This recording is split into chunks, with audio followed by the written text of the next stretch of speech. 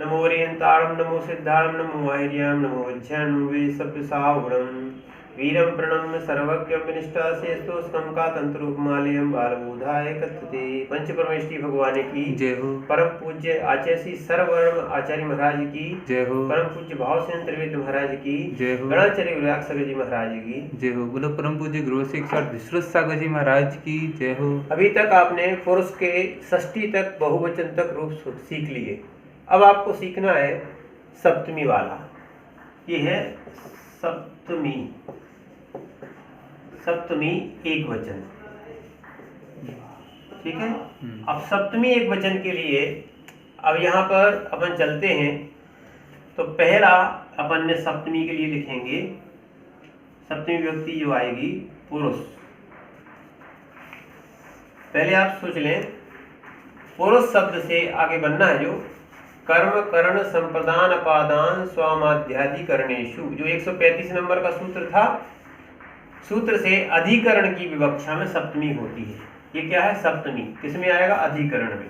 तो अधिकरण में सप्तमी आएगा तो गी विभक्ति आ जाएगी। क्या आ जाएगी? पुरुष प्लस गी। क्या आ जाएगा? गी। गी आ गई। ये सप्तमी आ गई। इसको अपन 135 नंबर भी सूत्र लिख सकते हैं। किससे आई थी? 135।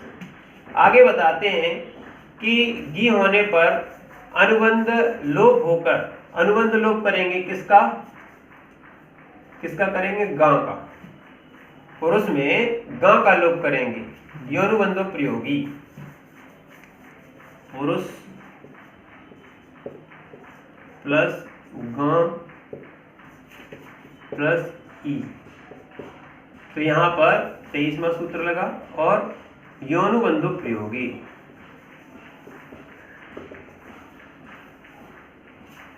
प्रयोगी, ठीक है। ये सूत्र लगाएंगे तो इससे गा का अनुबंध लोप हो गया। क्या बचा? ई बची, ठीक है। पुरुष, इसमें से आ निकाल देते हैं, आ प्लस ई, ये हो गया, ठीक है। ये 23 नंबर सूत्र लगा दिया। तो यहाँ पर अब यहाँ पर क्या करेंगे? पुरुष, ये आ और ई, अवर्ण वर्ण ए। हाँ, अवर्ण ई वर्ण ए, अवर्ण ई वर्ण ए। तो पुरुष,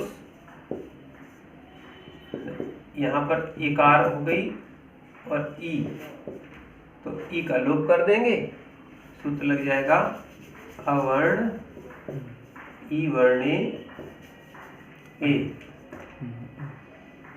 सूत्र नंबर क्या है? 27। 27 नंबर का सूत्र है। अब इनको सबको 25 नंबर सूत्र से मिला दीजिए।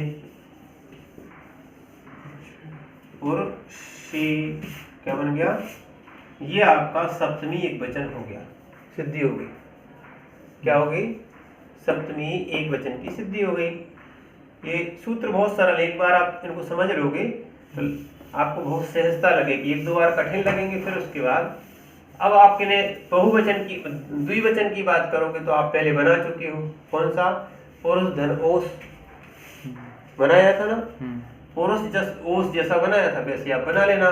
पुरुष में द्विवचन में एक वचन छोड़ देना, ये द्विवचन हो गया। कौन सा हो गया? द्विवचन, ठीक है। तो पुरुष धन ओस, ठीक है। ये विभक्ति करके यहाँ पर, और फिर यहाँ पर आपका बन जाएगा पुरुष, पुरुष उसका क्या बन जाएगा? योग। आ है, ये ओ है, यहाँ विभक्ति लगा देना, तो संधि कर देना, तो पुरुष ओ बन जाएगा। पुरुष योग, ये सा का विसर्ग हो जाएगा। अब आगे बनते हैं जैसे पहले बनाया था। अब आगे अपन चलते हैं कौन से में? बहुवचन में। ये है बहुवचन। बहुवचन, बहुवचन में पुरुष प्लस सुप, कौन सी विभक्ति थी सुप, ये अपन उसी से कर दो 135 नंबर सूत्र से। बहुवचन में कौन सी आएगी? सुप आएगी। अब यहाँ पर बता रहे हैं सप्तमी विभक्ति के आने पर, पुरुष की सप्तमी विभक्ति के आने पर पकार का अनुबंध लोप होगा। सबसे पहले क्या है? पा। तो यहाँ पर अपन करते हैं पुरुष प्लस सुप, सुप में यौनुबंधु प्रयोगी, यौनुबंधु प्रयोगी से ये लिख लेना, यौनुबंधु प्रयोगी से पा का लोप कर दिया। 131 नंबर सूत्र है ना, यौनुबंधु प्रयोगी 131 नंबर सूत्र देखो।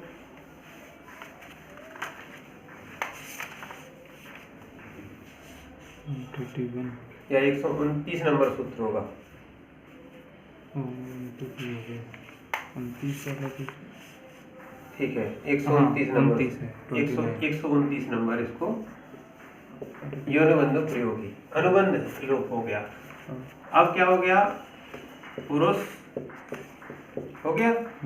अब सुप, अब यहाँ पर एक ध्यान रखना है, यहाँ पुरुष में ये आकार था आ और ये था सु, ठीक है।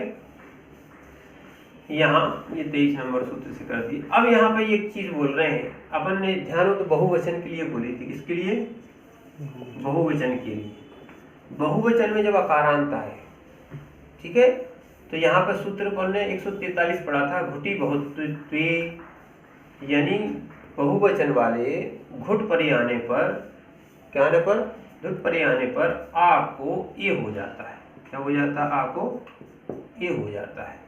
तो ये हो गया पुरुष धन ए और ये हो गया सु, ठीक है। ये हो गया कितने नंबर से? धुटी बहुत्वे, सूत्र लिख देते हैं, धुटी बहुत्वे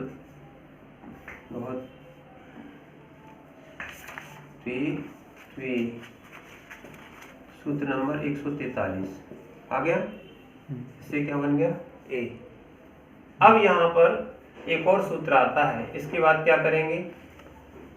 ये इसको मिला भी दोगे, पुरुष पुरुषेषु, ये अगर आपने मिला दिया,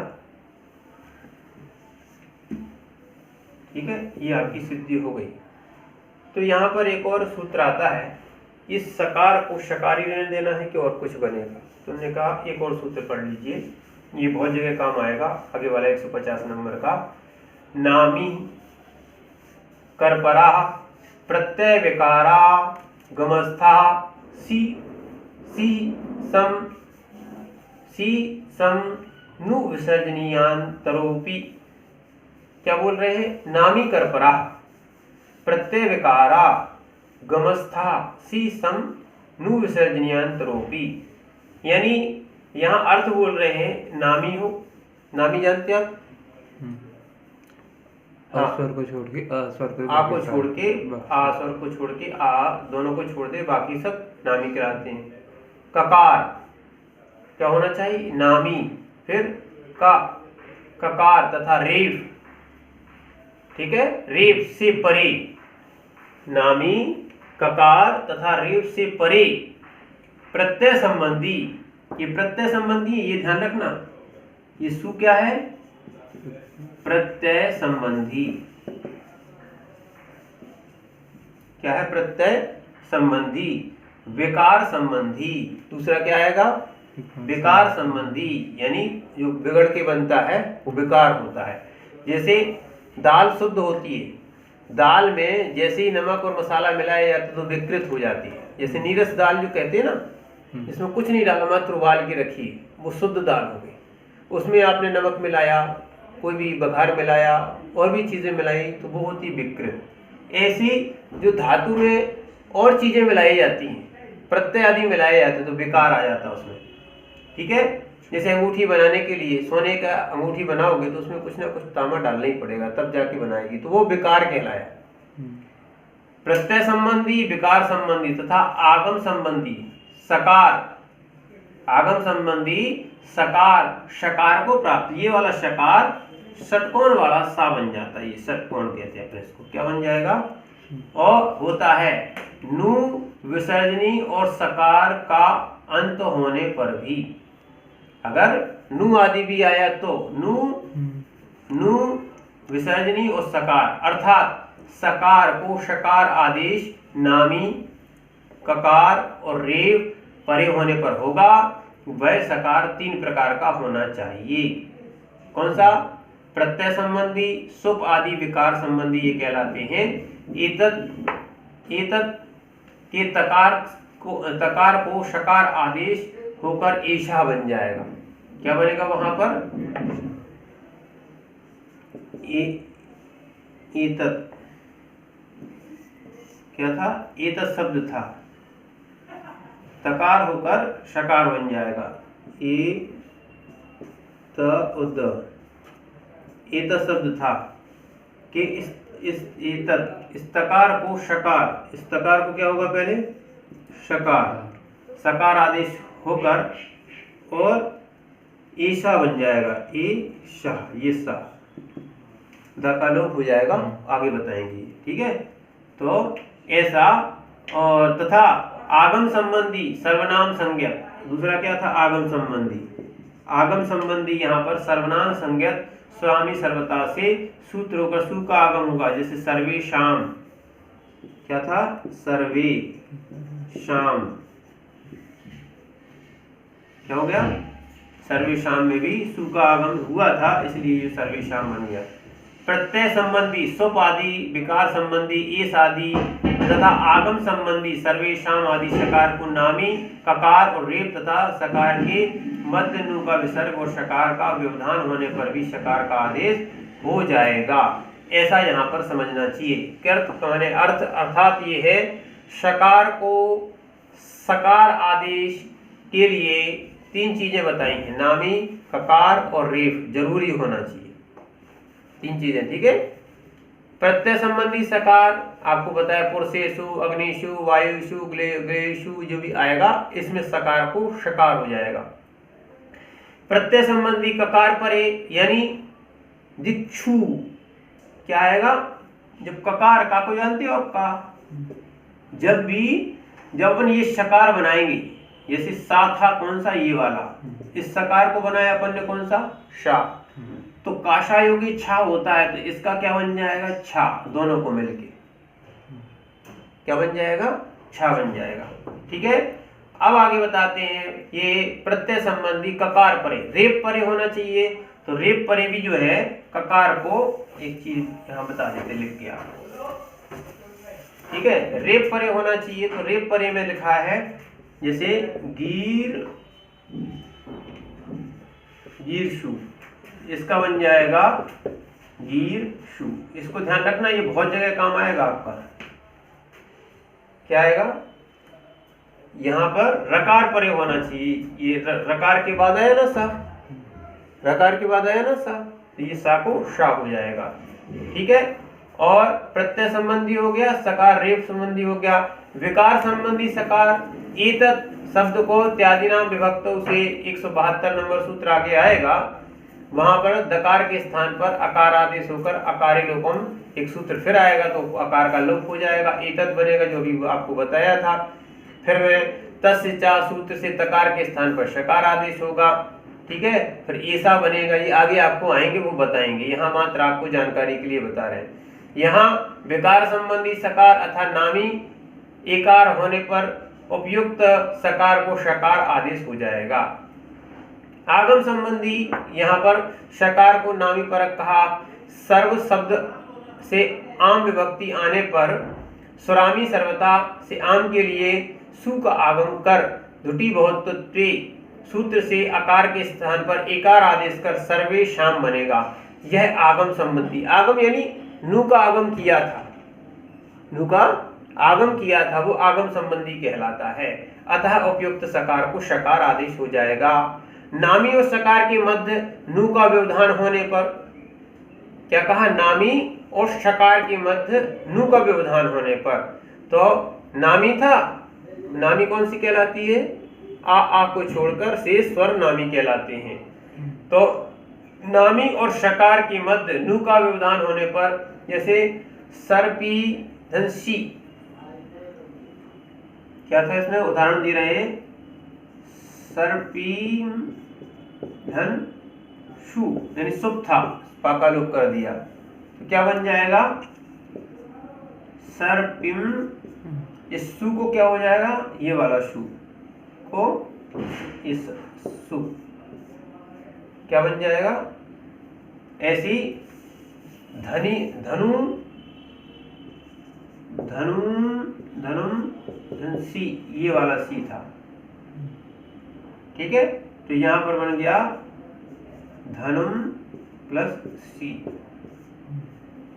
नामी और सकार के मध्य में होने पर सुपिही का, नामी और सकार के मध्य विसर्ग का व्यवधान होने पर, समझ लो इसको भी आप सारी, इसको अपन डिटेल से समझ लेंगे तो आगे चल के ये सूत्र बहुत जगह लगना है, माने आखिरी तक जाएगा, इसलिए यहां पर समझा रहे, मात्र यही नहीं लगना है।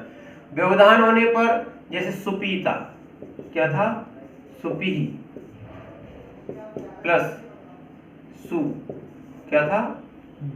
अब यहां पर ये क्या है, व्यवधान है विसर्ग का, नामी तो है पर व्यवधान भी है, और उन्होंने कहा नहीं होगा, अगर ये भी है तो भी चलेगा, तो यहां पर बन जाएगा क्या, सुपी, और ये विसर्ग का बन जाएगा रेफ।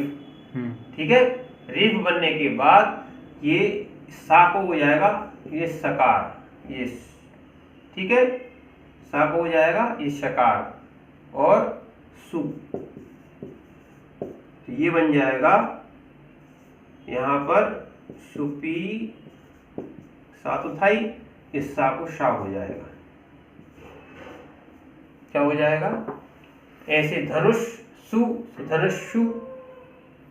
ठीक है, अपि शब्द के समास आदि में ही जानना चाहिए, अंगुली संज्ञस्य, अगर इन दोनों को मिलाएंगे तो इसमें सा जो दिया है वो सकार को प्राप्त हो जाएगा, जैसे अंगुले, अंगुले विसर्ग था, और संगस्य, तो यहाँ पर अंगुली संगस्य बन जाएगा, क्या बन जाएगा, अंगुली संगस्य। ऐसे अपन को पुरुषेशु की सिद्धि अपन ने की है, इसको समझना चाहिए, और ऐसे आपका पूरा रूप सिद्ध हुआ। अब अपन इसको पूरे रूप को लिख देंगे या इसमें से आपको समझा देंगे पुरुष के कैसे रूप हुए, और कल अपन क्या करेंगे, उन रूपों को एक एक करके अर्थ निकालते हुए उसको समझेंगे, बाद में वैसे ही और बनाना है। अभी तो ये पुरुष का रूप बना है, क्या बना है, पुरुष का रूप बना है, यानी पुरुष कर्ता भी होता है, कर्म भी होता है, कर्ण भी होता है, संप्रदान भी होता है, अपादान भी होता है, संबंध भी होता है, और अधिकरण भी होता है, और संबोधन भी होता है। ठीक है, अकेला हम कर्ता मान के बैठ जाते हैं, वो नहीं, सातों विभक्तियों में चलेगा। जैसे पुरुष कर्ता भी है, कर्म भी है, कर्ण भी है, क्या है, संप्रदान भी है, अपादान भी है, संबंध भी है, और अधिकरण भी है, संबोधन में भी आता है, सातों विभक्तियों में चलता है। तो अपन इस सातों विभक्तियों को आगे अपन समझेंगे। ओम नमः सिद्धि।